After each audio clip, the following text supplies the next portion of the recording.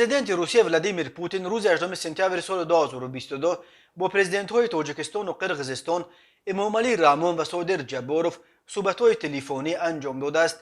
بنا به گزارش دفترهای مطبوعاتی رامون و جباروف، یک موضوع اساسی در این صحبت‌های تلفنی وضع در مرز تاجیکستان و قرقیزستان بود که روز 16 سپتامبر بر اثر زدخوردهای شدید مسلحانه در مرز 10 نفر کشته شدند. خدمات مطبوعات پرزیدنت تاجیکستان خبر داد که امامعلی رامون و ولادیمیر پوتین در جریان این صحبت در ادامه مکالمه منتظم آنها برخی مسائل داغ روابط دو جانبه در چارچوب مشارکت استراتژیکی را بررسی کردند.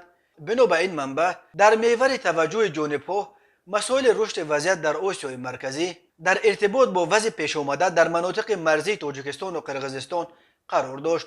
خدمات مطبوعاتی امامعلی رامون افزود که او با پوتین همچنین پهلوهای دیگر تامین امنیت منطقه از جمله مسائل افغانستان و هم جدول زمانی و روزنامه چاره‌بینی‌های در پیش استاده دو جانبه و بسیار جانبه را در میان گذاشتند. دوشنبه در این باره تفصیلات از این بیشتری نداده است، ولی قبلا منابع گوناگون خبر داده بودند که روزهای نزدیک پوتین با سفر اینک دویمش در 3 ماه آخر وارد تاجیکستان می شود تا که امامعلی رامون را با 70 سالگیش شخصا تبریک گفته پسر کلانی او رستم امامعلی را برای نشستن به کرسی پرزیدنتی پدرش فاتحه بگوید.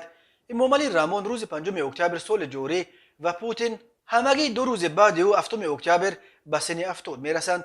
خدمات مطبوعات پرزیدنت قرقیزستان خبر داد که روز 18 سپتامبر رهبر این کشور صادر جباروف نیز با ولادیمیر پوتین در یک گفتگوی تلفنی مسائل مربوط به مناقشه اخیر مسلحانه در مرز قرقیزستان و تاجیکستان بررسی کردند.